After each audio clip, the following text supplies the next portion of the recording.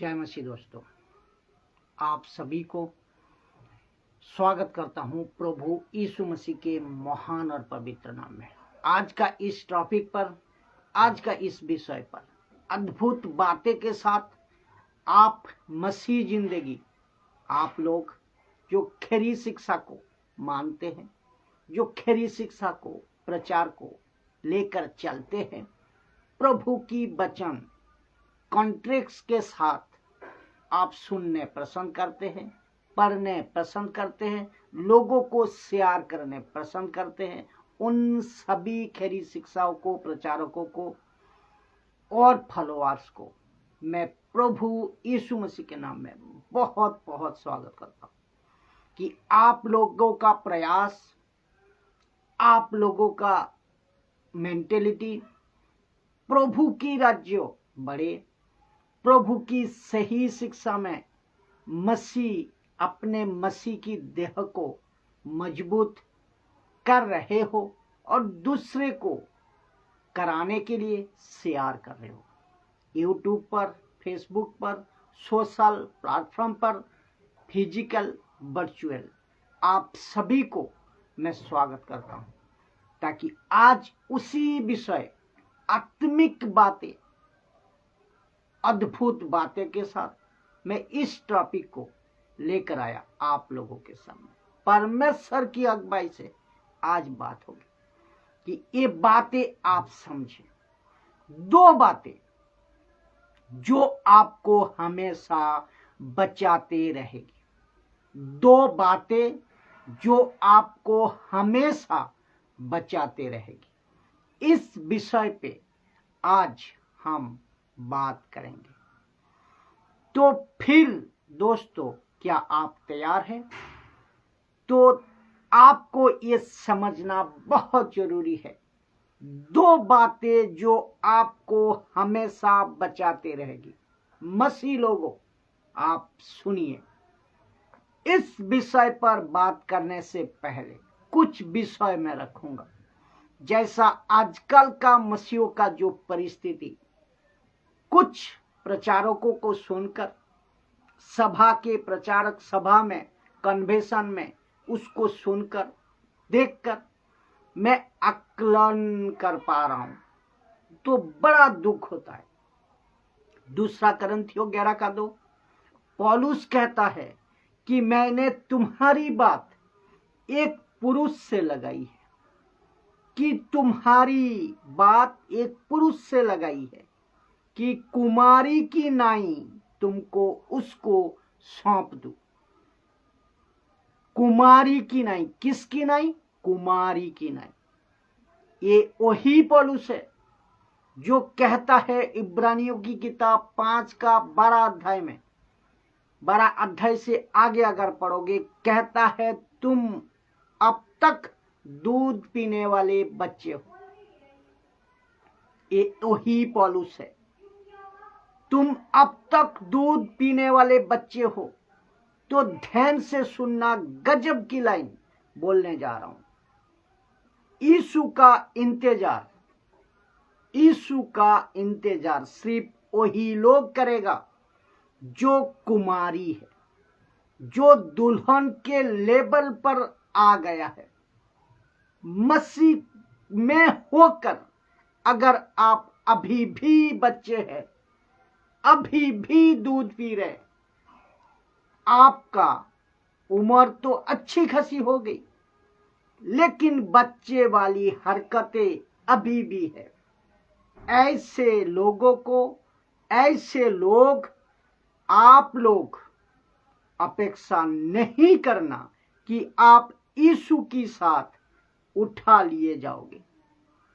मैं फिर कहता हूं, एक ऐसा युग में हम जी रहे हैं, ऐसा युग में हम जी रहे हैं जहां 90% सेवकों ने या चर्च के अपनी अपनी कलीसिया को बेबी मसीह बनाकर रखा है।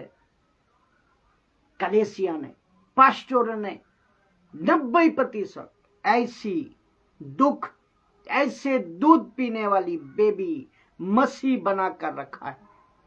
वो आपने प्यार में खड़ा होना तो चाहता है, लेकिन सेवक होने नहीं देता, क्योंकि सेवक को भी पता है जिस दिन ये हो गया वो पक्का मेरी गलतियां पकड़ लेगा, और ऐसा भी हो सकता है कि वो मेरी चार्ज तक छोड़ देगा, छोड़ कर जाएगा, यीशु की आज्ञा के अनुसार चलेगा, बाहर जाके चेले बनाएगा, सुसमाचार प्रचार करे।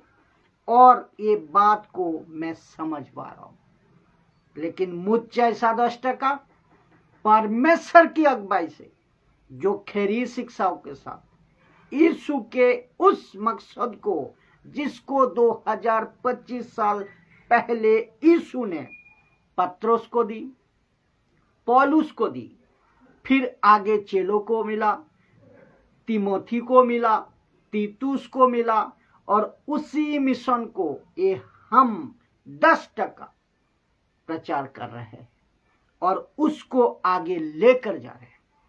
नहीं तो गड़बड़ी है, पूरी तरह से गड़बड़ी है, बहुत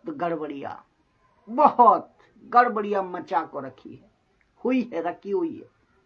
आज मसीह की हालत क्या हो गया? कुछ लोग कहते हैं मसीह तो बन गए हैं, लेकिन पुराना पाप हमको याद आ रही है। हम मसीह तो बन गए हैं, लेकिन प्रार्थना करने का मन नहीं लग रहे हैं। हम मसीह तो बन गए हैं, लेकिन बाइबल पढ़ने का चाहत, इच्छा, रुचि खत्म हो गई है। तब जाकर ये बातें मैंने आपके बीच में रखा है कि 2 बातें जो आपको हमेशा बचाते रहेगी। ये 2 बातें क्या है मैं रखने जा रहा हूं। वचन, एक है वचन, पहला नंबर, दूसरा है प्रार्थना। ये वचन क्यों पहला नंबर मैं रखूंगा? वचन और प्रार्थना, ये 2 बातें आपको हमेशा बचाएगी। अगर आपने इस पे फोकस नहीं किया, वचन और प्रार्थना में, अगर आपने ये दोनों बातों पर अगर गौर नहीं किया, तो खत्म, मसीहत खत्म, मसीहत 0 हो जाएगी। बात समझ आ रही है? तो आज जितने भी दर्शक अभी जुड़े हैं, अभी मुझे देख रहे हैं, सबके साथ बात कर रहा हूं। अगर ये 2 चीजें अगर आपने फोकस नहीं किया, वचन और प्रार्थना, तो खत्म मसीहत, टोटल 0। जी हाँ, टोटल 0। आप वो परफ्यूम के डब्बे, बटल बन जाओगे कि बटल तो खाली हो गई है, अंदर से खत्म बटल, बस तुम फुस वाले हो गए हो, फुस वाले। और लोग कह रहे हैं ना, अरे वाह खुशबू तो है भाई, बटल खाली हो गई है, बटल सूख गया है, बस वो भी जो है ना थोड़ा बच्चा, खुशबू जो आ रही है ना वो भी खत्म हो जाए। अब आप लोगों को और एक बात बता देता हूं कि मैंने प्रार्थना को पहले क्यों नहीं रखा, वचन को पहले क्यों रखा। वजह ये है उसकी कि आपको वचन पता होगा तो आप प्रार्थना सही करोगे।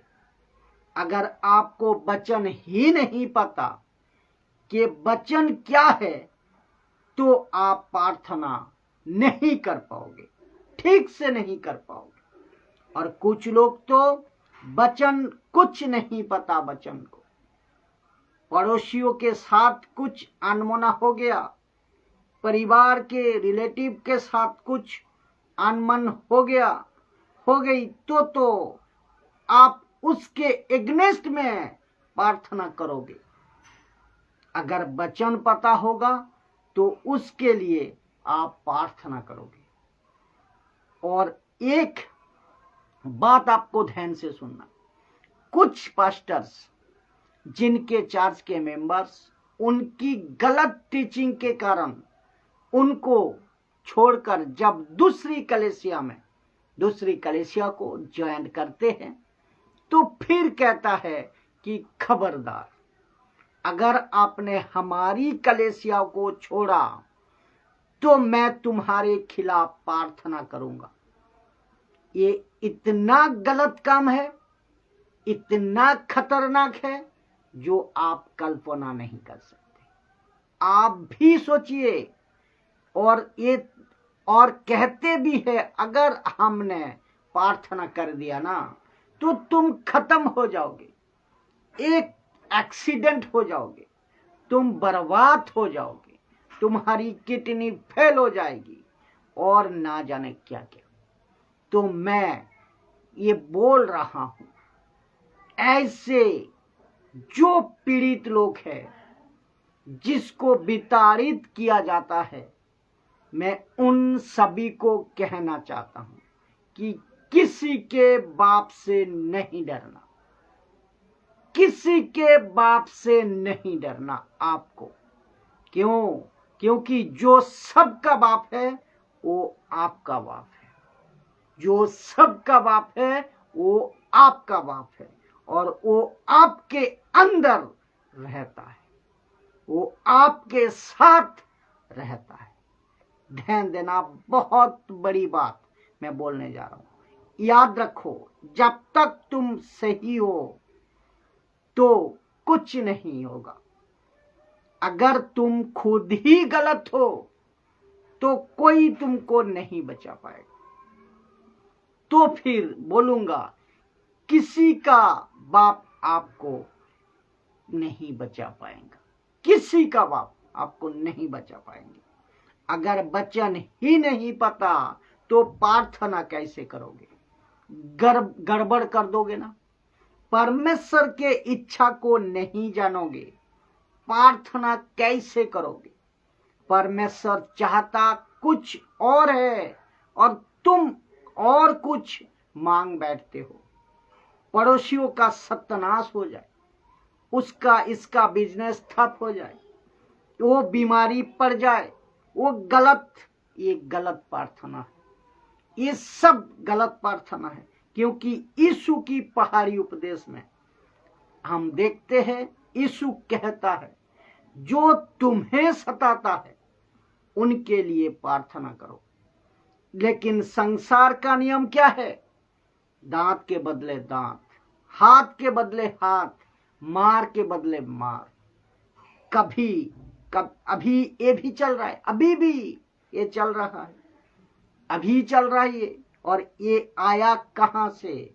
ओल्ड स्टेटमेंट से एडॉप्ट किया हुआ है, कॉपी से ये एडॉप्ट किया हुआ कॉपी है।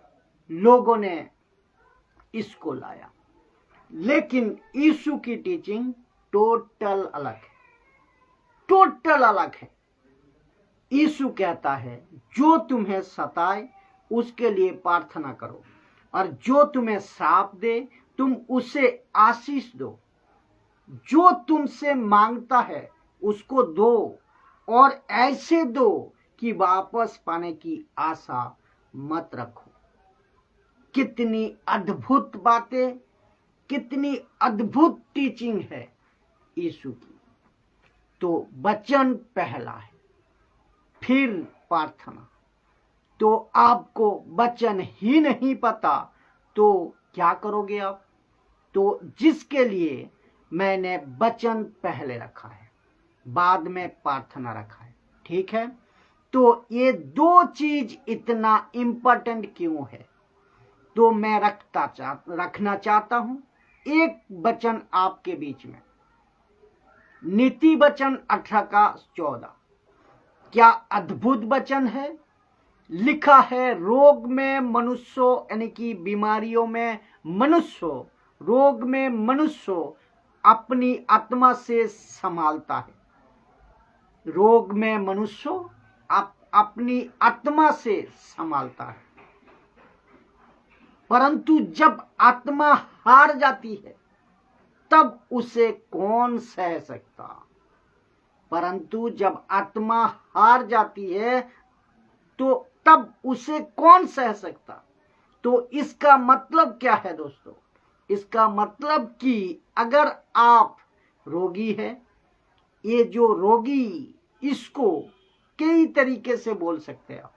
आत्मिक रोगी, शारीरिक रोगी, कई प्रकार तरीके से आप इसको बोल सकते हैं।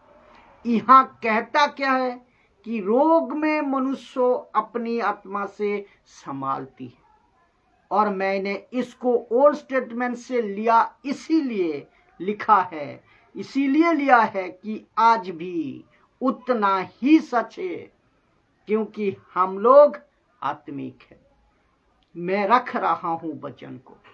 तो दूसरा पाठ कहता है, परंतु जब आत्मा हार जाती है, इसका मतलब क्या है पता है?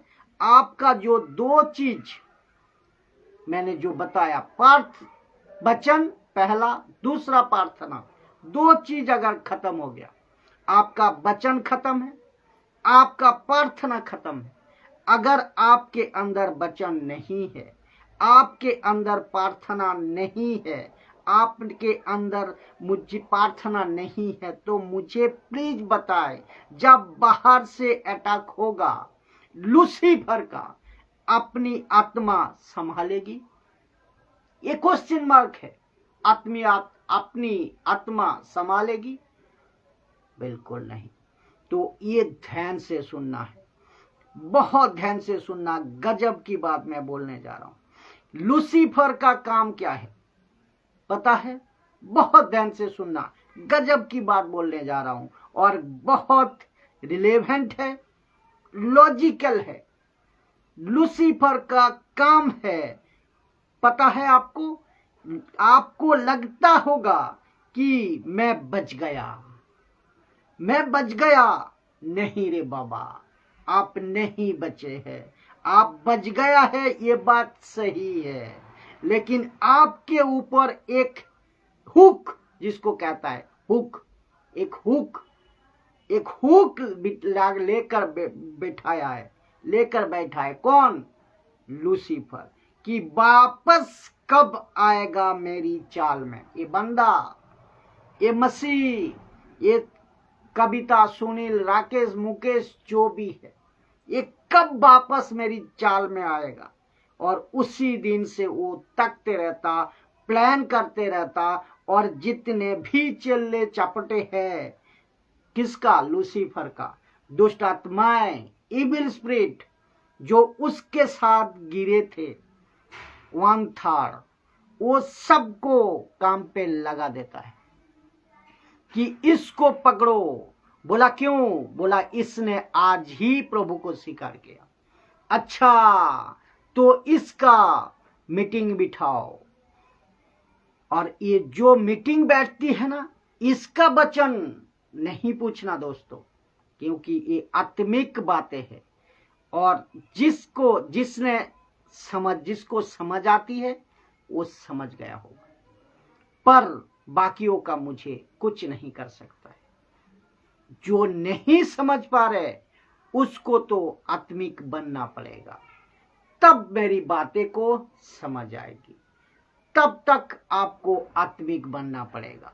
तो उनकी मीटिंग भी बैठती है, बोलते हैं ओके ठीक है, प्रभु को स्वीकार किया। अनिल, सुनील, राकेश, मुकेश, कविता, अब्दुल, रहीम, जो भी है, थर्ड जेंडर जो भी है, आप पुरुष स्त्री जो भी है, बात कर रहा हूं मैं जनरली, किसी का पर्सनल बात नहीं कर रहा हूं। कहता है कि इसने तंबाकू छोड़ दिया। बोला क्यों? बोला यीशु को मानने लगा। तो आपको इसको क्या करना है? तंबाकू का टेम्पटेशन डालना। शैतान का ये काम है, इसको टेम्पटेशन डालो। आज इसने दारू छोड़ दिया है, बोला दारू का टेम्पटेशन डालो। बोला इसने सिगरेट पीने का छोड़ दिया है, तो सिगरेट पीने का टेम्पटेशन दो इनको और आपको। मैं बताऊं, आप जब अविश्वासी थे ना, आप पूछ पूछ को खाते थे, सॉरी, आप पूछ को खाते थे या पीते थे। लेकिन जिस दिन से तुम मसीह को मानने लगे, मसीह में बन गए, अब लोग तुमको पूछ को आते हैं, क्या ये पियोगे, क्या ये खाओगे। बात आ रही है ना, ये बात समझ में आ रही है। हाँ, तो ये क्या है टेम्पटेशन? कौन ला रहा है? लूसीफर ला रहा है, शैतान। मेरी दिमाग में एक उदाहरण अभी आ रहा है। जोसेफ, हिंदी में यूसुफ, जब तक याकूब के घर में था ना, किसी प्रकार का कोई टेम्पटेशन नहीं था, नहीं आया। और जब प्रतिपर के घर में पहुंचा तो उसके ऊपर योजना बनने लगी कि ये व्यक्ति भविष्य का लीडर बन सकता है। इस्राएलियों का ये वो व्यक्ति बनेगा जो मिस्र लेकर जाएगा 75 परिवार को। उसके बाद में तो 6 लाख हो गए। आप जानते हैं, लूसीफर ने बोला आओ, इसको अभी नहीं रोका तो खत्म। पति पर की पत्नी की टेम्पटेशन में डाला, साधारण दासी का टेम्पटेशन में नहीं दिया, किसी पड़ोसियों का टेम्पटेशन नहीं दिया। किसका टेम्पटेशन दिया? पति पर की पत्नी। और उस महिला ने और लूसीफर इनको ऐसा इस्तेमाल किया, बोला कुछ नहीं होता, ये तो कॉमन है। अरे ये तो यहाँ चलता है। तुम तो अभी अभी आए हो, तुम तो बाहर से आए हो, तुम तो इस्राएल हो ना, लेकिन यहाँ सब चलता है। अरे घर में कोई नहीं है, आ जाओ। अच्छी आ रही ना बात समझ को आपको? हाँ, ये था टेम्पटेशन। अरे इसको दारू छोड़ दिया, अरे इसने बॉन्ड वीडियो देखना छोड़ दिया, अरे बोला इसके ऊपर हुक लगाओ, इसको कनेक्ट करो। तो लूसीफर क्या करता है? आपका अगर 2 चीजें आपके अंदर कमी पा लिया, तो उसने मैंने तब जाकर लिखा है, इसमें वचन में लिखा है, तब जाकर रोग में मनुष्य अपनी आत्मा से संभालता है। परंतु जब आत्मा हार जाती है, तब उसे कौन सह सकता? इसका मतलब वचन आपको होना बहुत जरूरी है। एक मसीह का अंदर वचन भर कर कूट कर अंदर भरा रहना चाहिए। और प्रार्थना अनवरत करते जाओ, निरंतर प्रार्थना करते जाओ। ये 2 चीजें अगर कमी है तो लूसीफर बाजी मारेगा। ये आपको समझना बहुत जरूरी है। इसीलिए तो लिखा है, रोग में मनुष्य अपनी आत्मा से संभालती है, परंतु जब आत्मा हार जाती है तब उसे कौन सह सकता? इससे कुछ बातें मैं रखूंगा। आज के टाइम पे विश्वासियों की बात कर रहा हूं मैं। अविश्वासी को छोड़िए, वो तो पूरी तरह से लूसीफर का हाथ में है, वो तो पूरी तरह से डूबी हुई है संसार में। विश्वासियों की बात कर रहा हूं मैं।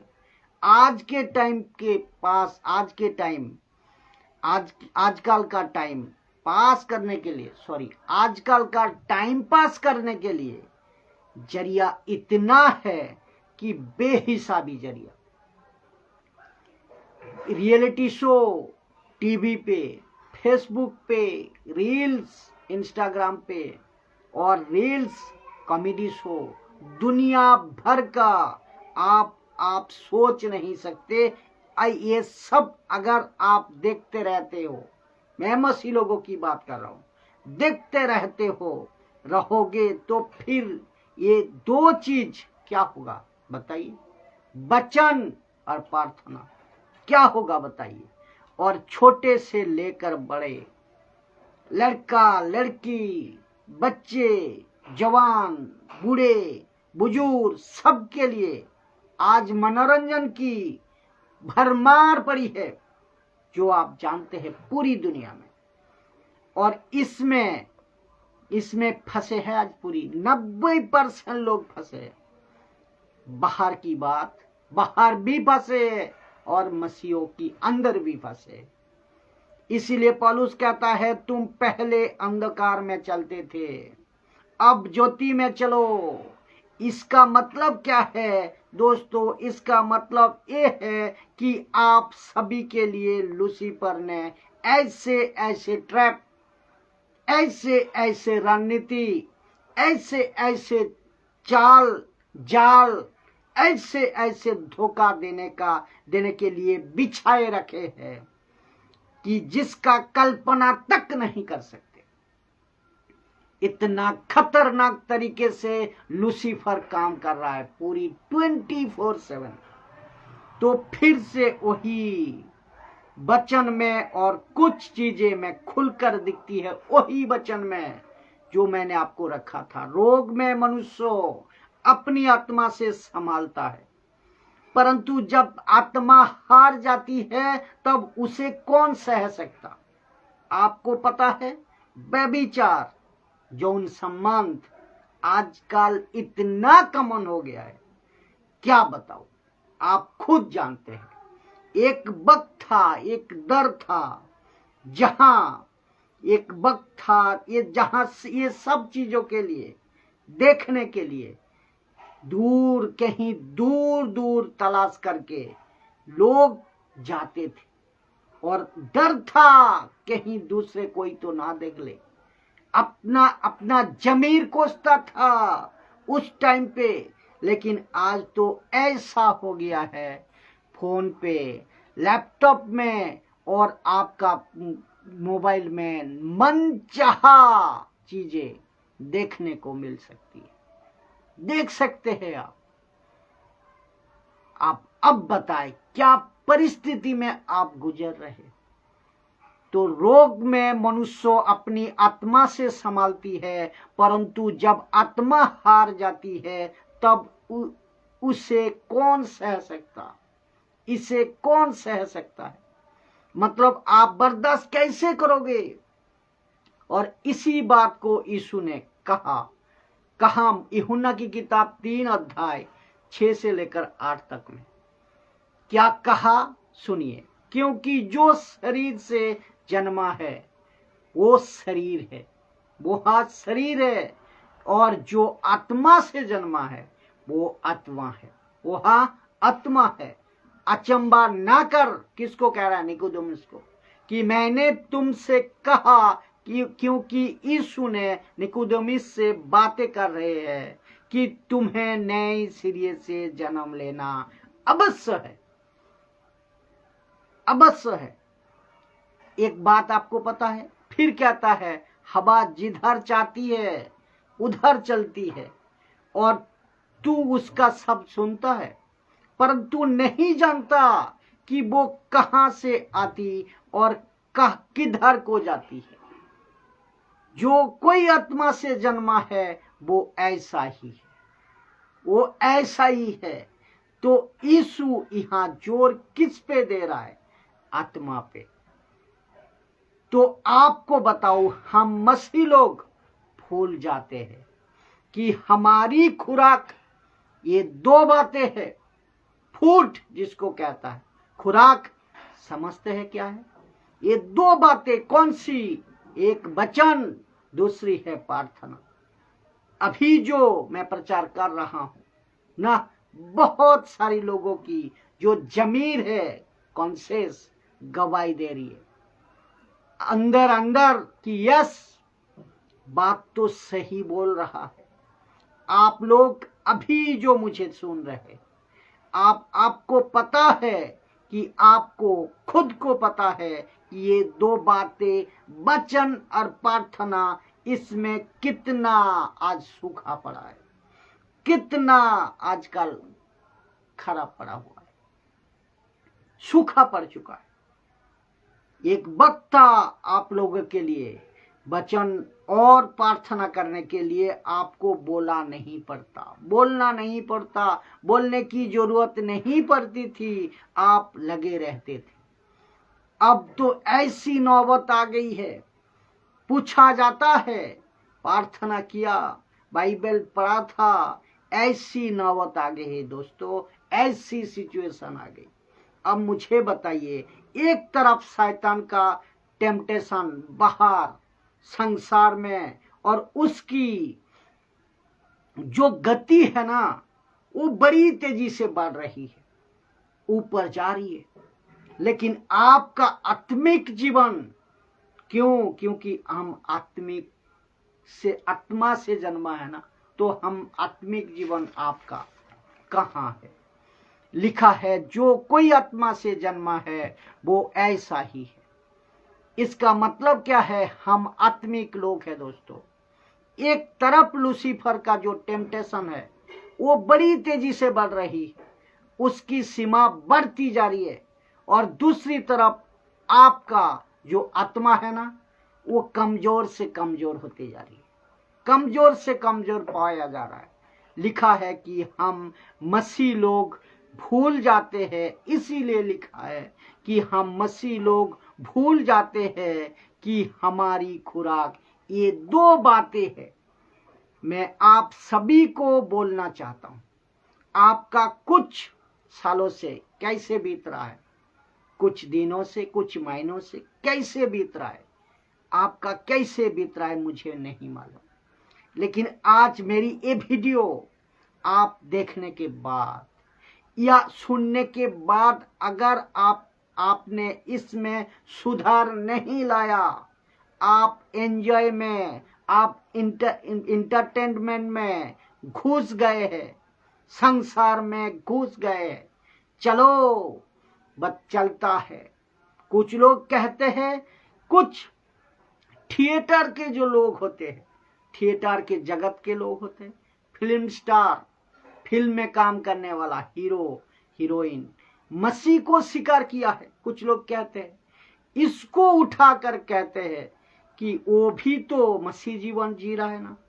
हे पागल, ये आपको ध्यान देना जरूरी है, वो क्या कर रहे हैं उसके देखकर आपको अपना मसीह जीवन नहीं जीना है।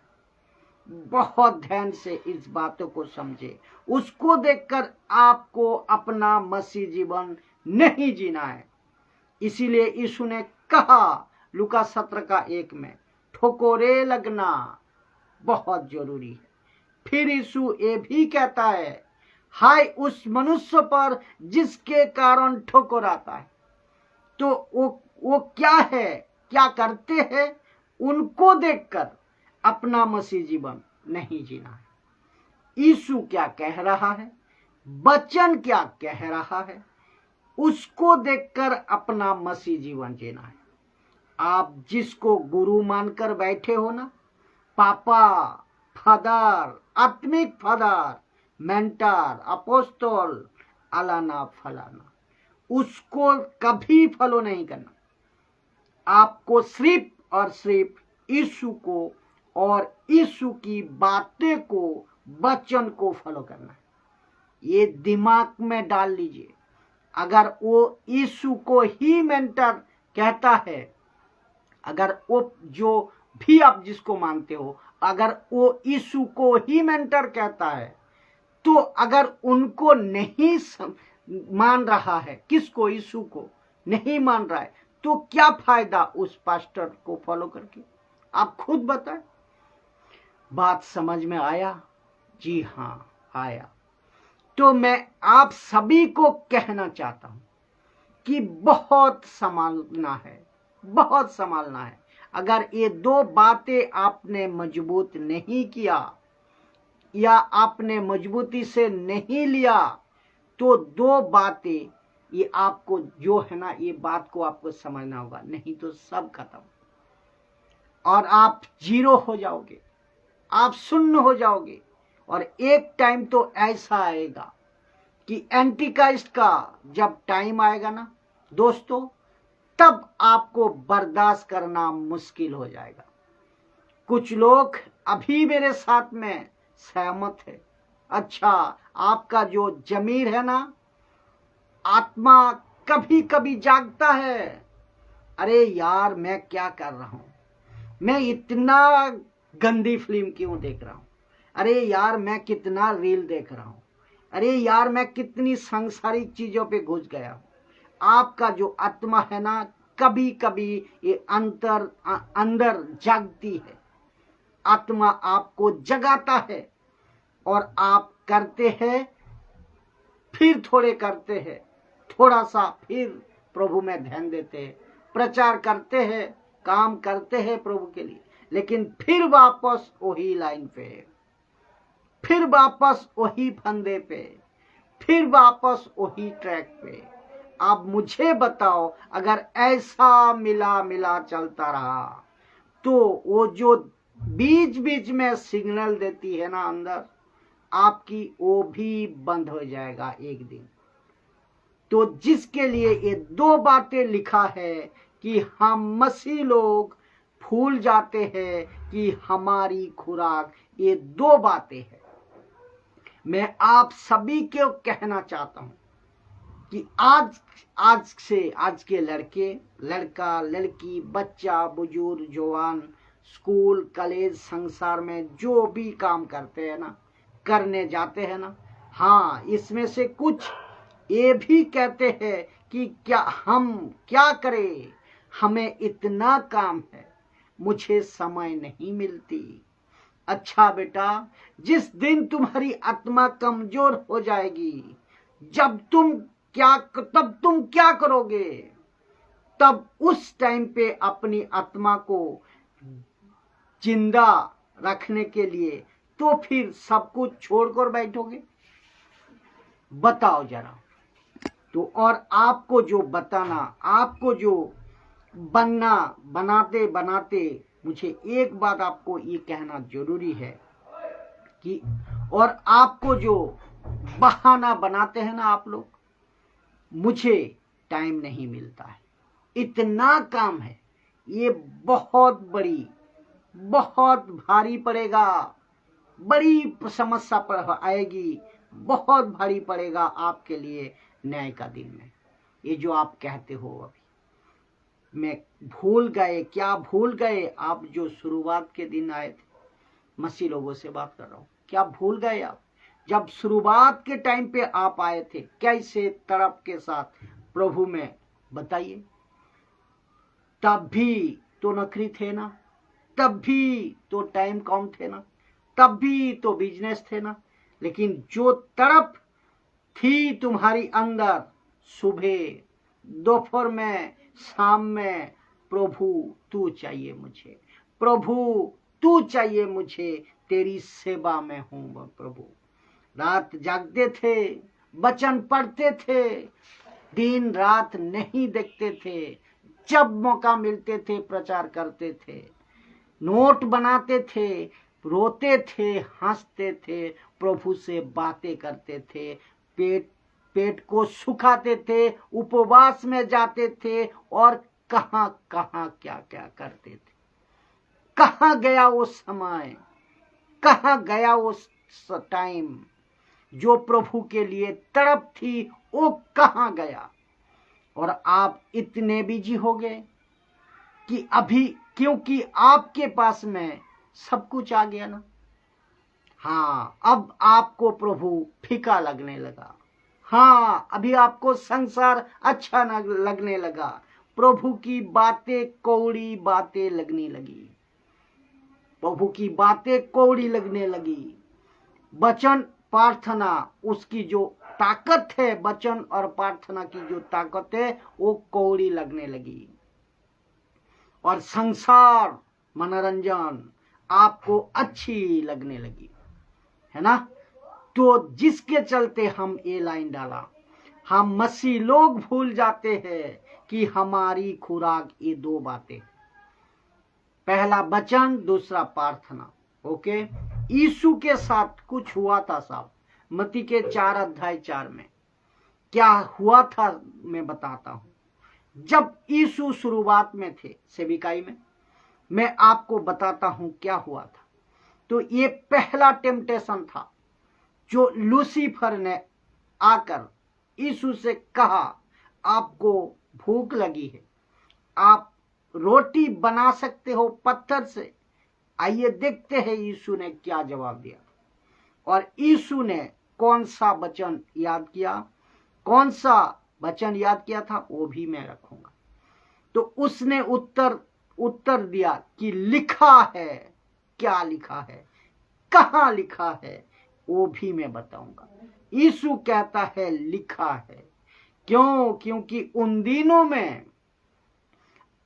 दिनों में आज जैसा आपके पास में न्यू स्टेटमेंट है ना, तो उन दिनों में उनके पास में न्यू स्टेटमेंट नहीं था।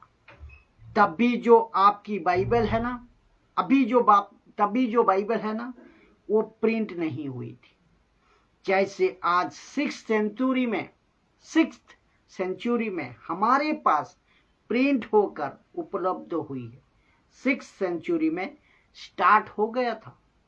तब यीशु ने कहा लिखा है, तब कहा था लिखा है, क्योंकि यीशु मंदिर में जाते थे। लूका 4 अध्याय आपको याद होगा, वो पढ़ के बैठा था और यीशु जाते थे। और क्यों? क्योंकि उन दिनों में जो तोरा होता था ना, वो मंदिर के अंदर ही रखा जाता था और वही जाकर पढ़ते थे मंदिर के अंदर।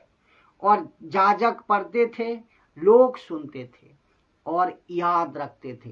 ध्यान रखो, याद रखते थे। उन दिनों में लोगों को याद रखना होता था और मेमोरी, उन सभी का मेमोरी पावर इतनी बहुत ही अच्छी थी लोगों का शायद। तो यीशु कहता है लिखा है कि मनुष्य केवल रोटी ही से नहीं, परंतु हर एक वचन से जो परमेश्वर के मुख से निकालता है जीवित रहता है, उससे जीवित रहता है। कहां लिखा है, आइए देखते हैं। व्यवस्था विवरण 8:30। क्या मैंने इसको 3 पार्ट में रखा है, लेकिन ये पार्ट नहीं रखा और कुछ है, उसको मैंने यहां नहीं जोड़ा, यहां नहीं रखा है, ठीक है ना। तो बी पार्ट को मैं सुनते हैं। लिखा है कि इसीलिए कि वहां तुझको सिखाए, कौन? परमेश्वर। वहां तुझको सिखाए कि मनुष्य केवल रोटी ही से जीवित नहीं रहता। तो प्रभु क्या करता है? आपको सिखाता है। तो 40 दिन 40 रात उपवास के टाइम में यीशु को परमेश्वर पिता, क्योंकि हमको सिखाने के लिए उनको सिखा रहे थे, हमको सिखाने के लिए उनको सिखा रहे थे। भूखा रहो, रोटी मत खाओ, भूखा रहो। क्या अद्भुत है दोस्तों। ताकि तुम सीखो कि डिपेंड किस पे रहना है, ताकि तुम सीखो डिपेंड किस पे रहना है। लिखा है, परंतु जो वचन यहोवा के मुख से निकालते हैं, उन्हीं ही से वो जीवित रहता है, उन्हीं ही से वो जीवित रहता है। क्या बात है दोस्तों, क्या अद्भुत बातें हैं। तो मेरा एक प्रश्न आप लोगों से, यीशु का सेविकाई बहुत शॉर्ट टाइम था दोस्तों, जिसको कह सकते हैं, कहेंगे 3.5 साल। 3 साल में हम मसीह लोग दूध बोतल तक नहीं छोड़ते, दूध की बोतल तक नहीं छोड़ते। यीशु मसीह 3.5 साल में पक्के थे, 3.5 साल में पक्के थे। तो यीशु के जीवन को जब हम पढ़ते हैं ना, तो ये 2 बातें उठकर दिखती है, जिसको मैंने रखा, मैं दोनों को रखूंगा। तो यीशु की जो खुराक था ना, यीशु की जो फूड था ना, वचन। खुराक क्या था? वचन। यीशु का ब्रेकफास्ट क्या था? वचन। यीशु का लंच क्या था? वचन। जबकि वो तो परमेश्वर है, उनके अंदर इतनी ताकत है, वो पत्थर से रोटी बना सकते थे, लेकिन उन्होंने नहीं बनाया। उन्होंने कहा, व्यवस्था विवरण 8:3 पढ़ा हुआ है, कहता है कि वो सिखाता है। क्या सिखाता है? परंतु जो वचन यहोवा के मुख से निकलता है, उन्हीं से वो जीवित रहता है, उन्हीं से। इसका मतलब ये है कि आपके घर में रेशन नहीं है। मैं आपको सच कहता हूं, परमेश्वर इसीलिए सिखा रहे हैं। लिखा है सिखाए। वो कुछ दिन आपके पास में खाना नहीं, ताकि आप सीखो।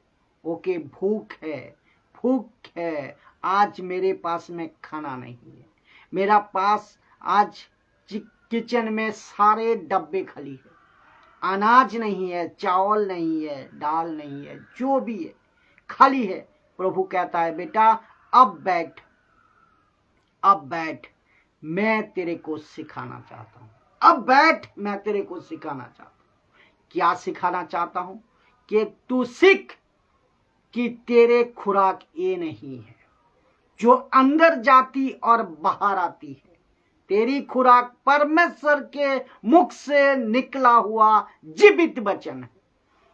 क्या गजब है, क्या अद्भुत है दोस्तों। प्रभु की महिमा करे तालियों का साथ। धन्यवाद दीजिए प्रभु को कि ऐसी बातें 21वीं सदी में भी प्रभु वचन का द्वारा, प्रभु उनके लोगों का द्वारा आप तक पहुंचा रही है, ताकि आप वचन में जीवित रहे। दोस्तों, आप वचन में जीवित रहे। मेरा प्रश्न है आप लोगों से, क्या ऐसा आप लोग जी रहे?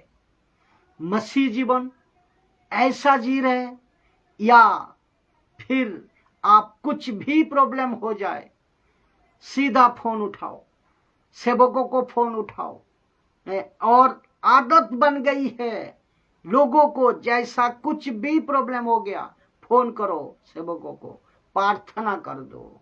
ये क्या लगा कर रखा है? ध्यान रखना, यीशु का आज्ञा, यीशु का वचन सब एक जैसा, सबके साथ, कोई छोटा बड़ा नहीं। और कुछ लोग तो बाइबल को चमत्कार के रूप में पढ़ते हैं। नहीं पढ़ना दोस्तों, नहीं पढ़ना, ऐसा कभी नहीं पढ़ना। परमेश्वर के मुख से निकला हुआ हर वचन लिखा है, जो वचन यहोवा के मुख से निकालते थे, उन्हीं से वो जीवित रहता है, उन्हीं से जीवित रहता है। मैं चाहता हूं कि आप अपना आत्मिक जीवन मजबूत करो, लेकिन जिस दौर में, जिस युग में हम लोग जी रहे हैं ना, बहुत कठिन है जीवन। आत्मिक जीवन तो खत्म हो रही है धीरे धीरे। पास्टर सेवक जो अच्छे वाले हैं ना, वो जूझ रहा है आज, वो जैसा 10% स्ट्रगल कर रहा है आज। लोगों को कैसे समझाए, लोगों को कैसे बचाए, लोगों को कैसे सुसमाचार सुनाए, लोगों को कैसे प्रभु में लाए, ताकि वो बचे, ताकि संसार बचे, जगत बचे। तो यीशु ने कभी भी किसी प्रकार की कोई भी समझौता वचन के साथ नहीं किया। बोला नो, नेवर। बोला वचन के आगे कुछ भी नहीं है। तो दूसरा वचन क्या है? मरकुस की किताब 1:35 यीशु की प्रार्थना के समय की लिखा है कि भोर को दिन निकलने से बहुत पहले वहां उठकर निकला और एक जंगली स्थान में गया और वहां प्रार्थना करने लगा। कौन? यीशु। तो यीशु वचन को भी महत्व देते थे और यीशु प्रार्थना को भी महत्व देते थे। ये दो चीज ध्यान रखना। तो ये दो पंख है, ये दो पंख है, ये पक्षी का उदाहरण। कोई भी पक्षी एक पंख से नहीं उड़ सकते, वैसा ही एक विश्वासी कभी भी एक पंख से नहीं उड़ पाएगा, मतलब एक पैर से नहीं चल पाएगा, एक काम से नहीं चल पाएगा। आपको दोनों पंख चाहिए, एक वचन, दूसरा प्रार्थना। क्योंकि मैंने वचन को पहले रखा है, क्योंकि वचन को पहले पता होगा। वचन पहले अगर पता होगा तो तुम प्रार्थना कर पाओगे, नहीं तो सब गड़बड़ करोगे। तो यीशु प्रार्थना करते थे। मेरा प्रश्न है कि प्रभु जी, यीशु जी, आपको जरूरत क्या थी प्रार्थना करने की? अच्छा, उसको कुछ लोग अलग तरीके से, एंगल से बात कहते हैं, करते हैं कि अरे यीशु अगर परमेश्वर है तो वो खुद क्यों प्रार्थना कर रहे हैं? हे भाई, वो हमको सिखा रहे हैं। यीशु ने क्या कहा पता है? पहला पत्रस पहला अध्याय में उन्होंने कहा, यीशु के पद चिन्ह पर चलो, follow the foot step the Christ, Jesus Christ, follow the foot step the Jesus Christ. हम यीशु को फॉलो इसीलिए करते हैं कि यीशु को भी पता था कि एक किसी और को फॉलो नहीं करेंगे, ये मुझे फॉलो करेंगे। अगर यीशु ये सब नहीं कर पाते, यीशु ये सब नहीं करता, तो हमको कैसे पता चलता कि यीशु खुद क्यों प्रार्थना कर रहे हैं? बात समझ आ रही है? और आपको पता है इब्रानियों के चैप्टर में यीशु अभी भी प्रार्थना कर रहा है, जो कि वचन कहता है यीशु अभी भी प्रार्थना कर रहा है। क्यों? आपको बचाने के लिए, आपको बचाने के लिए। इब्रानियों की किताब में यीशु अभी भी प्रार्थना कर रहा है। जो नाश हो रहे हैं ना, उनको बचाने के लिए। जितने सेवक, पास्टर, बिशप अभी मुझे देख रहे हैं, आप जो भी है, आप सब कुछ कर रहे हैं। आपकी मिनिस्ट्री बड़ी है, बड़ी है आपकी मिनिस्ट्री। खैर, उसमें से 90% तो उल्टा सीधा है, लेकिन जो भी है आप सब कुछ कर रहे हैं। अगर आप खुद प्रार्थना नहीं कर रहे सब, तो सब गड़बड़ है, सब जीरो है।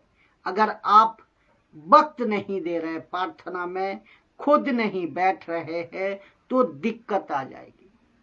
तो पौलुस ने कहा, क्या कहा देखिए, पहला थिस्सलुनीयों को 5:17 में, निरंतर प्रार्थना करते रहो, निरंतर प्रार्थना में लगे रहो, निरंतर प्रार्थना में लगे रहो। अब मैं उसको रखूंगा और आपको ये भी बताऊंगा, जब प्रभु के दास पौलुस कह रहा है कि तुम लगे रहो प्रार्थना में, वो भी निरंतर, नाराज नहीं होना।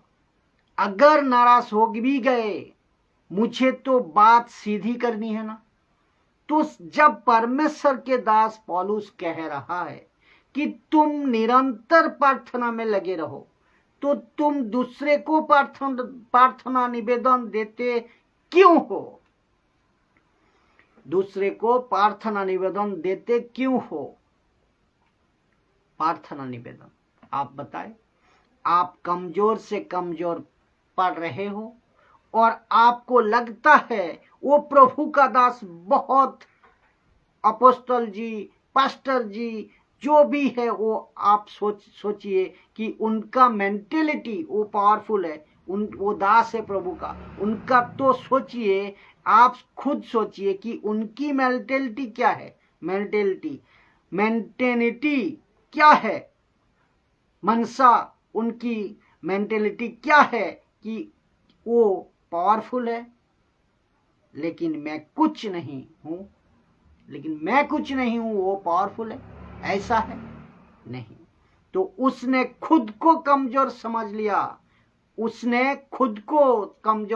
लिया और वैसा ही जीवन जी रहा है। कौन? जो उनको फॉलो करता। कैसा लग रहा है दोस्तों? अगर आप भी ऐसा कॉन्सेप्ट में चल रहा है, तो अगर आप भी ऐसा कॉन्सेप्ट में चल रहा है, प्रभु का बड़ा दास है, अरे ठीक है ना, तुम क्यों अपने आप को कमजोर समझ रहे हो? जितना परमेश्वर उसका अंदर है, उतना परमेश्वर आपका अंदर भी है। और ध्यान दीजिएगा, पहला करंथियों 12 अध्याय 13 से 14 से आगे लिखा है, जो आत्मा सबको पिलाई गई है, वही आत्मा आपको पिलाई गई है, सबको। पौलुस कहता है, इसका मतलब है कि परमेश्वर किसी को आधा किलो, किसी को पाव किलो, किसी को 1 किलो, किसी को 5 किलो, ऐसा नहीं बांटा है, सबको एक जैसा देता है। तो जो लीडर पास्टर वो भी यही लेवल का है, तो यस, जो पास्टर लीडर वो भी जो लेवल का है, आप भी वही लेवल का हो। तो मेरा प्रश्न है, आपको निरंतर प्रार्थना में रहना है। आपको बताता हूं क्यों। क्या आप आजकल कमजोर पड़ रहे हैं? किस क्षेत्र में? पाप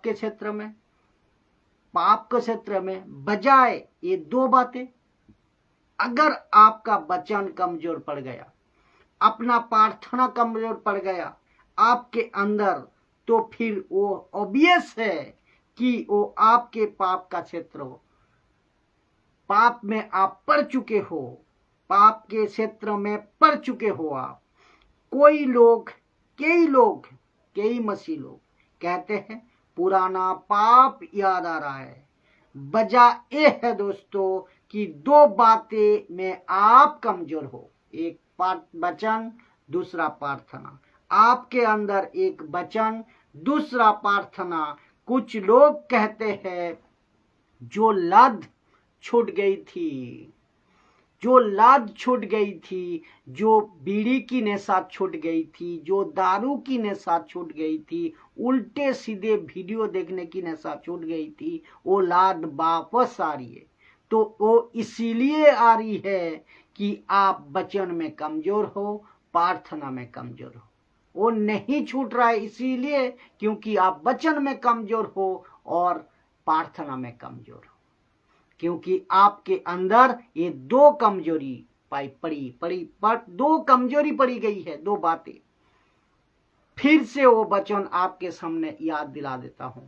जो वचन है, मैंने पहले बताया था कि नीति वचन 18:14, रोग में मनुष्य अपनी आत्मा से संभालता है, परंतु जब आत्मा हार जाती है तब उसे कौन सह सकता। तो मेरा भाई, मेरे बहन, मेरे बुजुर्ग लोग जो अभी सुन रहे हैं, आप लोग क्या इस वक्त अभी प्रेजेंट में जब मैं बात कर रहा हूं, क्या कोई पुराना पाप, कोई पुराना आदत, कोई बैड हैबिट या अभ्यास, कुछ भी गलत चीज आपको कमजोर बना रहा है? तो वजह यहां है, आपका आत्मा कमजोर पड़ गया है। और आत्मा कमजोर कैसे पड़ गया? आपने प्रभु का वचन को नहीं अंदर रखा, प्रभु का प्रार्थना को आपने नहीं की। जैसे आपका आत्मा का जो खुराक है ना, वचन और प्रार्थना, आपके अंदर कम पड़ गई है। एक है वचन, दूसरा है प्रार्थना। चाहता हूं कि ये आप लोग इस बात को ध्यान दें। चाहता हूं कि आप लोग इसके ऊपर बड़ी तेजी से काम करें, बड़ी तेजी से नियंत्रण करते जाए। वचन पढ़े, प्रार्थना करे, वचन पढ़े, प्रार्थना करें, भर भर कर अंदर रखें। अगर आप खुद वचन नहीं पढ़ रहे हैं, खुद प्रार्थना नहीं कर रहा है, खुद के लिए अपनी आत्मा को मजबूत करने के लिए, तो मेरे रिक्वेस्ट है कि प्रार्थना निवेदन देना बंद करिए, क्योंकि ऊपर बैठा परमेश्वर मुझ जैसा और कोई जैसा आपकी सोच बड़ी हो, आपकी अंदर वचन बड़ी हो, उसी तरह प्रचार करते जाते हैं कि ताकि आप फिर से लौट आए।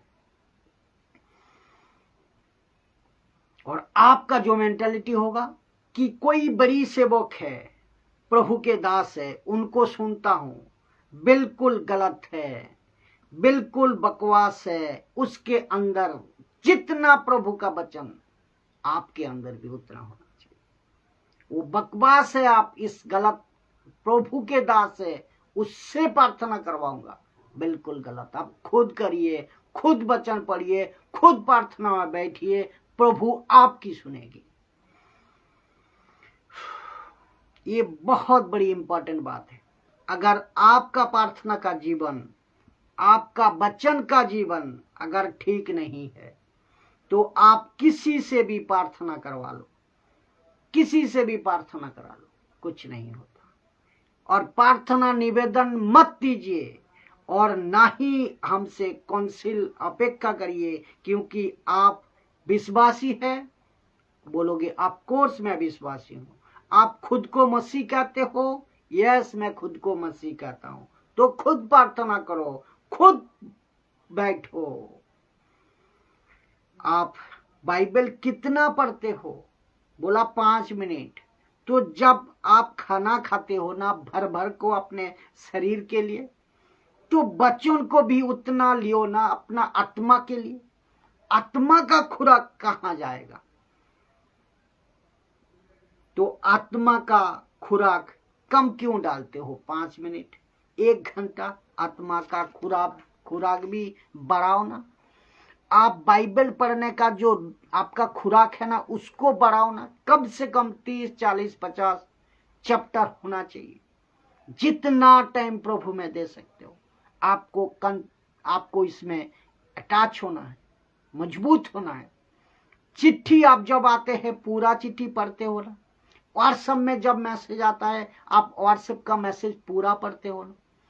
तो बाइबल को भी पूरा पढ़ो ना, पूरा सीखो ना।